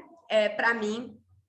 E a gestão pública das artes e da cultura me tomaram de um encontro muito forte entre política e arte, entre política e democracia, cultura e democracia, e assim eu segui. Desde lá, desse 2012, né, quando eu tenho as minhas primeiras experiências na gestão, me incomodava a nossa ausência, a ausência do teatro, a ausência das artes, a ausência da cultura na representação institucional. Eu reclamava não termos uma representação no Congresso Nacional ou nas casas legislativas do nosso campo. Me incomodava muito terceirizar as nossas agendas às figuras tradicionais da política, ainda que essas figuras tradicionais sejam e foram sempre aliadas. O campo da esquerda, inclusive, sempre foi um aliado da cultura, sempre foi um aliado das artes. E, nesse sentido, eu vou fazendo um percurso, entendendo, né, que nós precisaríamos avançar na nossa capacidade de organização, a nossa capacidade de articular a nossa agenda da cultura e das artes com a agenda política, e incidir de maneira mais radical na política, né? Me incomodava que nós tivéssemos os últimos orçamentos, os últimos páginas dos documentos, que fosse tão difícil para os representantes das chapas majoritárias falar a palavra arte, falar a palavra cultura, e que a própria cultura fosse relegada a essa periferia da política. Quando fica evidente que no Brasil foi a cultura responsável pela afirmação de povos, sujeitos, territórios sistematicamente vilipendiados. E, portanto, se a cultura é essa riqueza, tem esse valor de afirmação de identidades subalternizadas, ela precisa ser vista no centro do debate político, independente do campo cultura. Ou seja, quando a gente está tratando de modelo de desenvolvimento, de modelo de cidade, modelo de educação, a gente precisa, antes mesmo da política, pensar e pesquisar o sentido daquela ação pública e, portanto, se a gente está falando de sentido, a gente está falando de cultura. Outro ponto que sempre me mobiliza e me mobilizou ao longo desse tempo é pensar que o que é a cultura, se não articular o sujeito que somos, né, saindo da dimensão do capital ultraneoliberal ou do capitalismo, do individualismo, e se a gente, né, Armindo, se a gente consegue pensar não o indivíduo ou individualismo, mas pensar como um sujeito, né, a cultura como uma espécie de conexão do sujeito, daquela identidade, daquilo que se é, articulado ao seu ethos coletivo. E, portanto, se cultura é essa relação intrínseca entre o que eu sou com o que nós somos, pode nascer daí o antídoto ou a alternativa ao capitalismo, que é a comunidade que se insurge ante o individualismo ou o empreendedorismo ou o mundo do né? E, portanto, não seria essa uma saída, né, no mundo que quer nos dizer sozinhos, amedrontados, a um mundo em que somos coletivo, porque somos cultura e porque somos comunidade? E daí o perigo da cultura, né? E daí a dificuldade de lidar com essa expressão cultura. Outro ponto que eu trago aqui relacionado a isso é a dimensão então, eu já falei da cultura, né, como esse ativo de democracia, já falei da cultura como essa articulação de comunidade, mas tem uma coisa na cultura que me parece também bastante perigosa, que é o dispositivo de desmonte do medo. Nós sabemos que o capital precisa o tempo todo tratar do medo para vender, né? Então, eu digo que o capital é expert em vender crise, para promover crise, para vender saída. E um dos dispositivos do capital é vender medo, né? Portanto, a gente tem medo da saúde pública para comprar plano de saúde, a gente tem medo da escola pública para comprar escola particular, a gente tem medo da praça para ir para shopping, a gente tem medo da rua para comprar condomínio. E me parece que a cultura, né, é o antídoto e, portanto, uma espécie de ativo de promoção de afeição, ou seja, eu só tenho medo daquilo que eu não conheço, porque na medida que eu passo a conhecer o outro como parte de mim, esse medo está automaticamente desorganizado e, portanto, o convívio, né, nessa dimensão de diversidade, coletividade, é desarranjado pela convivência entre os distintos, mas numa espécie de igualdade. E, portanto, eu acho que a gente tem aí muitas, e eu estou falando de algumas das pesquisas que eu tenho feito como ativo político para desorganizar a própria política tal qual ela está montada hoje, que é uma política que recorre, né, ao patrimonialismo, à expropriação, à exploração, à manutenção dos poderes e ao patrimonialismo, etc. E tal. E eu estou dizendo tudo isso porque eu nem sei muito porque eu fui convidada, mas já assim um pouco mobilizada por essas falas, que me parece que a saída, portanto, de pensar associativismo, cultura e infância como um grande arranjo positivo de pensar as saídas desse próximo ciclo político que a gente vai precisar inventar, né? Que ele não está dado, mas que a gente vai precisar inventar. E para terminar mesmo, antes que eu me alongue muito, eu queria contar um pouco o que é que eu encontro quando eu chego na Câmara Municipal de Salvador, que não é uma coisa de Salvador, eu vou me encontrando com outras companheiras vereadoras e vereadores, que é primeiro, e aí, Marconi, eu queria, acho que a gente pode até conversar isso depois de uma maneira mais longa, alargada. Primeiro que eu achava que eu ia encontrar o bolsonarismo, né, para debater o homeschooling, né? Então, eu sempre achei que eu ia chegar na Câmara e debater com o campo da extrema-direita para debater o tal e famoso homeschooling. E qual não foi minha surpresa, o que eu tive que, no primeiro momento deste mandato, debater foi o retorno às aulas, né? A contradição, ou seja, nós, pessoas que sempre entendemos educação livre, pública, gratuita, integral, primeiro nos enfrentamos, né, com a ideia de fique em casa. Então, nós que éramos, né, as pessoas que debatiam homeschooling, precisamos ter que falar para as pessoas ficarem em casa e, ao mesmo tempo, não encontrar nos poderes públicos a proteção necessária para manter essas crianças em casa.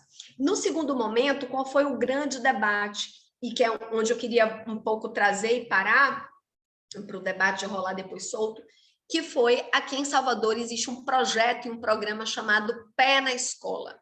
É um programa da voucherização da educação da primeira infância, da educação infantil, em que a prefeitura, para que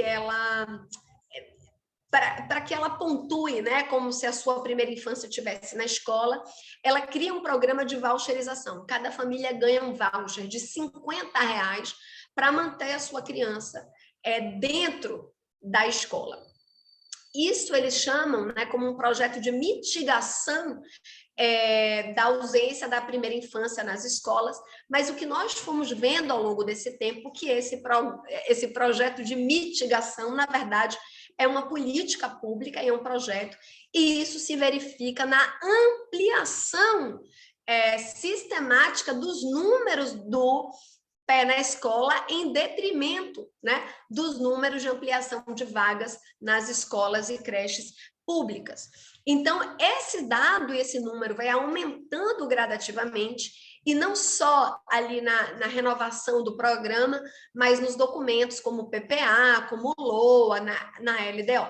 A gente vai percebendo que esse é um programa de interesse do capital, de colocar recurso público na educação privada, fazer uma injeção de investimento na educação privada. Ou seja, é um processo de voucherização, né, de capitalização. O outro ponto que eu trago aqui é que logo a Bahia e Salvador tem um dos programas mais avançados na formulação da sua educação das artes na primeira infância. A primeira coisa que nós verificamos quando a gente chegou é que a prefeitura tinha afastado a educação das artes dos primeiros anos das séries iniciais, então, daquilo que a gente chama, né, pré-escola. E, mais recentemente, nos últimos meses, uma ação deste ano, o secretário municipal da Educação, ele retira a obrigatoriedade de ter as licenciaturas das artes nos anos iniciais, que aí são primeiro e segundo ano. Nós entendemos esse processo como um processo de afastamento da relação educação das artes, e essa foi uma das principais agendas de luta. Eu trago esses exemplos e essas coisas, e aí fechando mesmo essa primeira fala e esse bloco, e acho que a gente pode seguir, mostra a intencionalidade do capital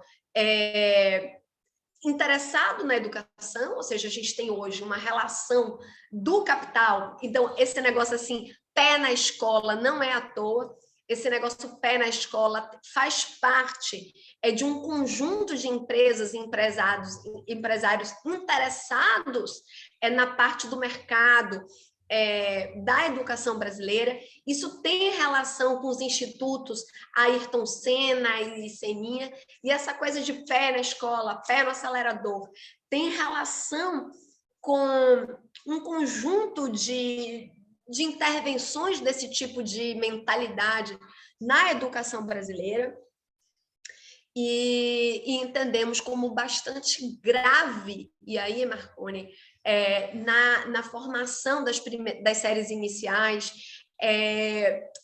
na falta de formação de artes nessas séries iniciais, nessa primeira infância, como um projeto político, né, do capital financeiro, do capital liberal, do capital ultra-neoliberal, transformando, então, cidadãos em consumidores, em empreendedores, em indivíduos. E, portanto, tem aqui nessa roda, nessa pequena roda, eu acho que célula importante para o contra, né, para a contra-narrativa, para o contra-ataque, para a alternativa ao capitalismo, para a alternativa ao maquinário do capitalismo, para a alternativa do que a gente precisa construir e, sobretudo, daquilo que a gente precisa incluir, né, acrescentar vida em sociedade para o ciclo que virá. Então, muito massa estar aqui com vocês nessa roda, muito obrigada pela oportunidade e sigamos juntos. Obrigado, Maria, obrigado os colegas todos. Esse é só o pontapé inicial, né? A ideia mesmo era estimular os colegas a se juntar, né? E tentar nos associar de alguma forma, de maneira oficial, por meio de uma associação, ou extraoficial, por meio apenas de contatos, por meio de fóruns, por exemplo, um fórum livre em que a gente possa discutir ideias, debater e tentar encontrar soluções juntos. E para as nossas... Ah, que bom, Ernesto, tão ótimo. Para as nossas coisas. Ernesto Jazade, de Itaberaba, ele está com o vídeo desligado, imagino que seja para poder acompanhar melhor o nosso encontro, ouvir melhor e tal. O microfone é seu, Ernesto, a gente já está concluindo.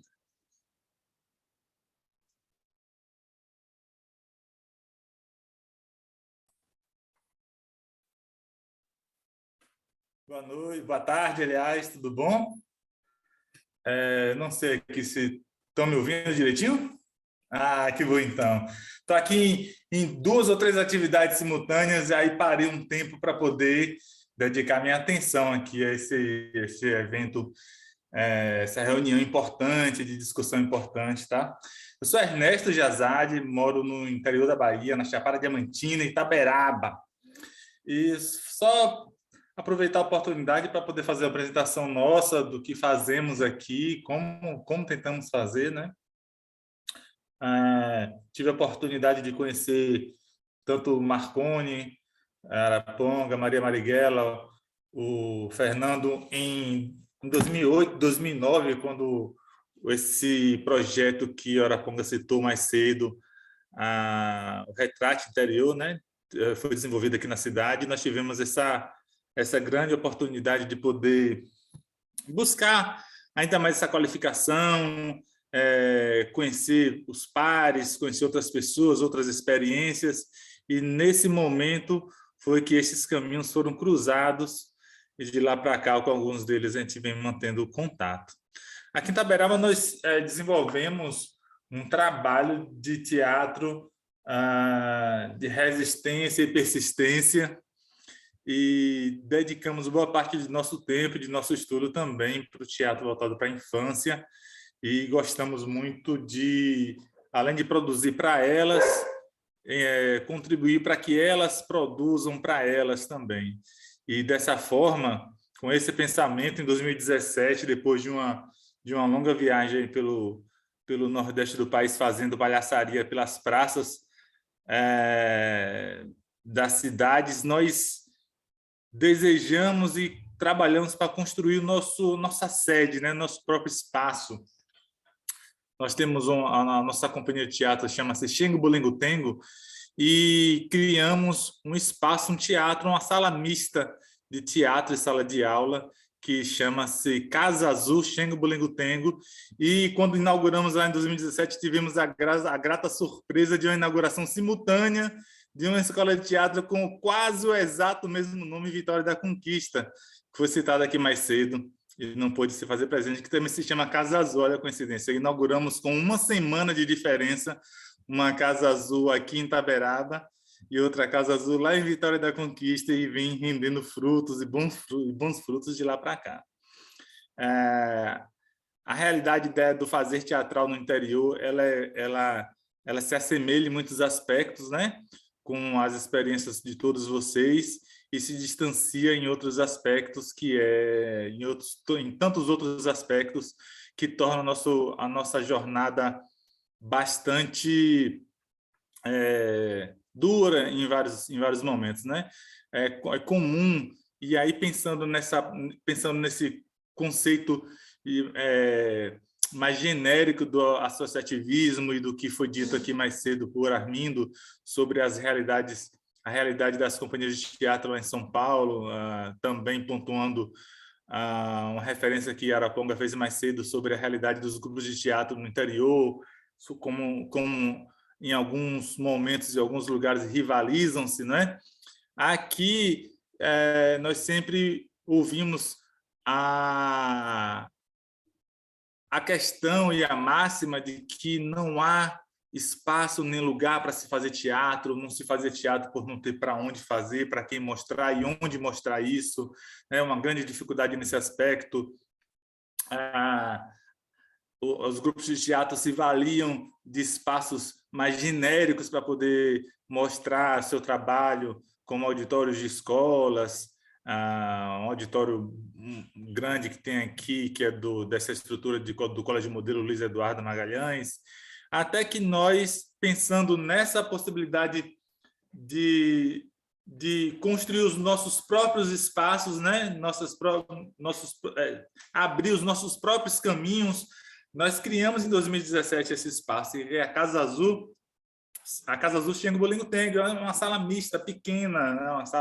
Uma sala de teatro com capacidade para 60 pessoas, com palco pequeno também de 17 metros quadrados, mas é um espaço que nós construímos a nossa própria pena, nossos próprios esforços e disponibilizamos para todo mundo na cidade, todas as pessoas que fazem teatro, ter pelo menos a possibilidade de dizer que o espaço e o lugar para poder fazer teatro em todas as suas vertentes variantes existe, né? E tem existido aí. E nesse momento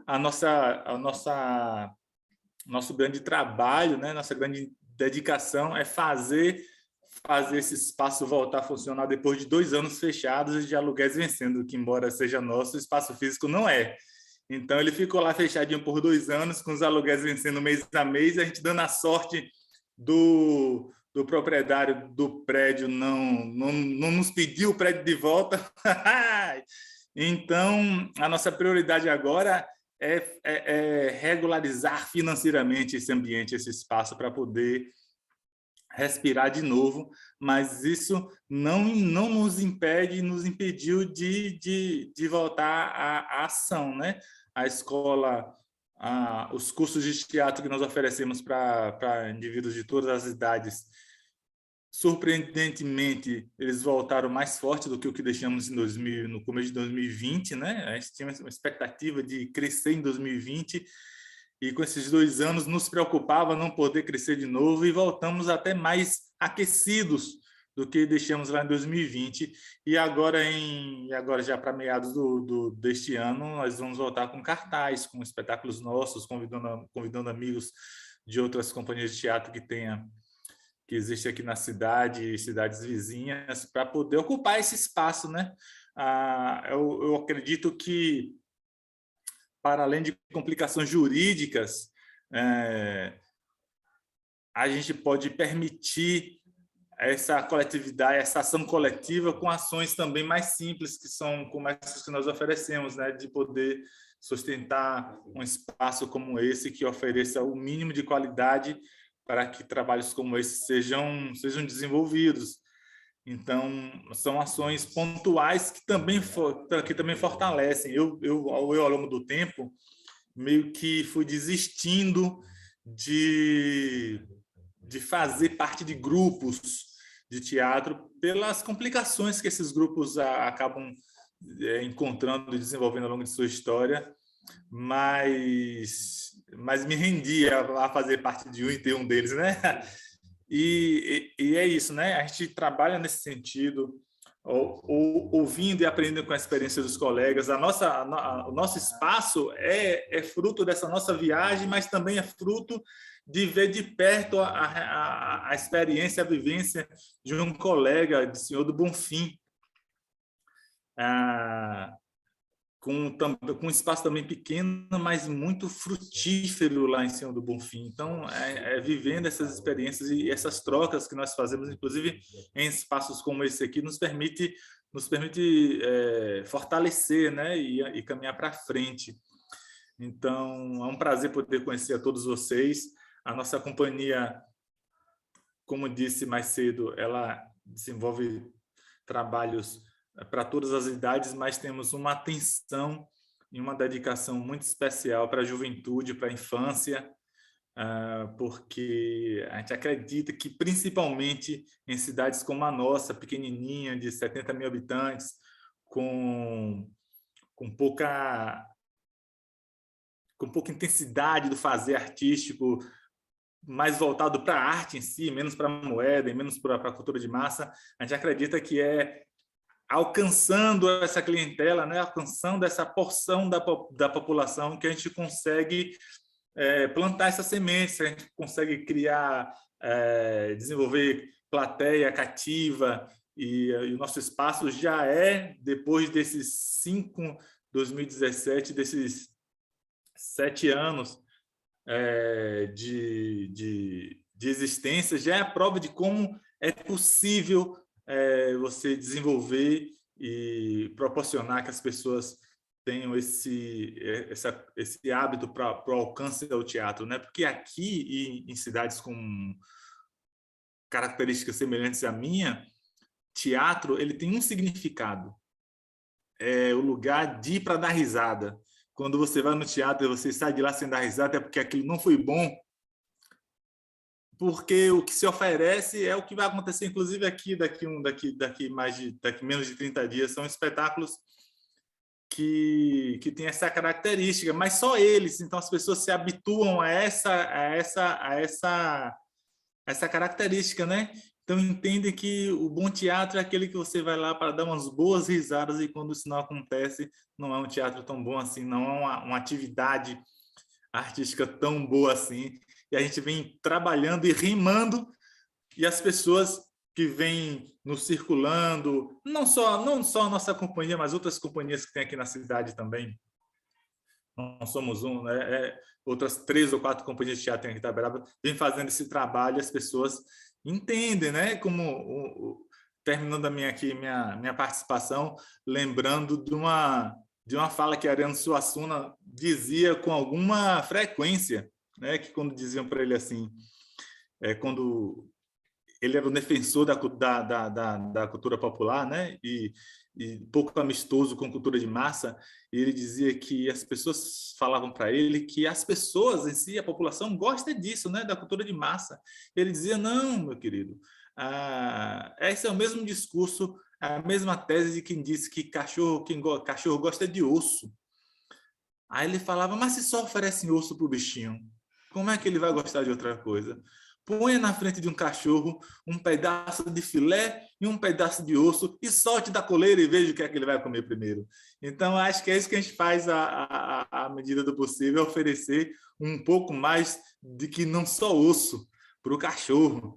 E no caso da gente da cultura, oferecer mais do que oferecer cultura popular e oferecer atividade artística de qualidade para a infância, para a primeira infância, para os jovens, para a gente poder olhar para frente e ver todo mundo compreendendo e gostando mais disso. Porque, assim como Marighella acabou de dizer aí, o meu contato com a arte foi com criança e num lugar muito importante disso, que é a escola.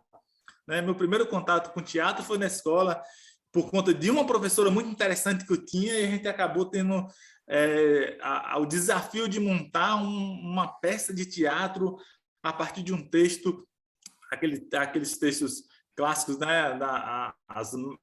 As Aventuras de Pedro Malazarte, e ali o encanto surge, e proporcionando todas essas questões para a infância, essas oportunidades e possibilidades que a gente acredita no resultado desse processo. Gente, falei, fui, voltei, falei de novo e me enrolei, mas estou aqui. Um cheiro para vocês. Estou acompanhando aqui no cantinho, tá bom? Posso complementar essa fala, vocês permitem? Por favor, por favor. A gente está com horário estourado, mas se você comentar rapidinho, eu vou adorar. Primeiro, assim, que Ernesto, você começou criança, né? Se você encontrou com eles em 2009, nós estamos em 2022, você era uma criança, brother, que legal. Mas outra coisa, assim, o que eu queria dizer, assim, como no interior da Bahia, a gente tem ido para o interior antes da pandemia, como esses grupos, apesar de não terem referência, eles resistem. Eles não têm referência do teatro que se faz por aí, mas eles resistem. E eu peguei essa fala do Ernesto, porque, assim, além do Rio, em Poções, por exemplo, o que é o teatro para vocês? E eles diziam, é um local de encontro.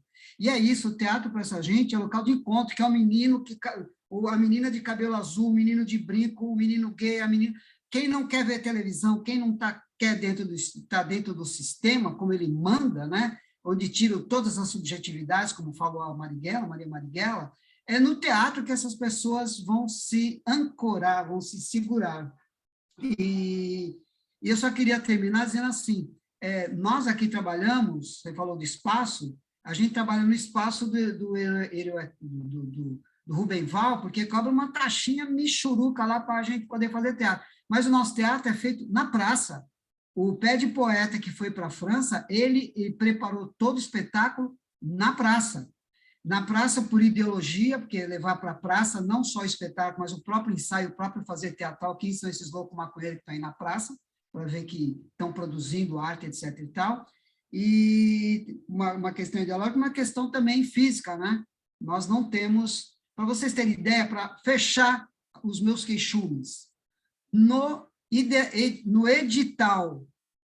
edital Aldir Blanc, da prefeitura, esse que a gente entrou e ganhou agora, não existe o termo, embora tenha sido contemplado, não existe o termo teatro ou artes cênicas. Não existe em todo edital o termo teatro ou artes cênicas. De tão forte que é essa indústria cultural, como a gente está falando, essa cultura de massa, que o cara, quando vai escrever, ele esquece de colocar teatro. A culpa nem é de quem escreveu, a culpa é, enfim. Mas é triste, fala sério. Você tem um edital que você vai concorrer e não tem a palavra teatro ou artes cênicas. Vamos lá, vamos na luta. Gente, muito obrigado, viu, pela presença de vocês. Foi mágico eu juro por Deus, estava falando para a Cleito aqui no privado, eu não sabia que ia render tanto, inacreditável, né? Somos poucos, mas somos bons. Eu fico muito empolgado, eu sou muito empolgado, fiquei muito empolgada com a fala de Ernesto, né? Vou fazer, é muito bacana, né? Ernesto, como você está parecido com Chico Science, cara. Meu Deus do céu. Vou montar uma peça com Chico Science e vou te chamar, porque tá maravilhoso. E você é um belo ator, que eu já vi você em cena. Viu? Um prazer ter estado com você. Deixa eu tirar foto, por favor, todo mundo com um sorriso bonito, para eu dar um print screen aqui. É bom que a gente já está sem máscara. Já estamos sem máscara. Já estamos sem máscara, graças a Deus. Ai, não aguentava mais. Pronto, está salvo. Olha que bela foto. Muito obrigado pela presença de vocês. Quer fazer mais no pacote ou mais um pouco? Não, já está bom. Acho que já está bom. Obrigado, gente. Um beijo no coração e a gente volta a se encontrar. Exatamente. Muito obrigado, gente. Um prazer. Abraços. Prazer enorme. Ernesto, querido. Valeu, obrigado. Um abraço. Armindo, Tchau, Maria. Tchau, Mary.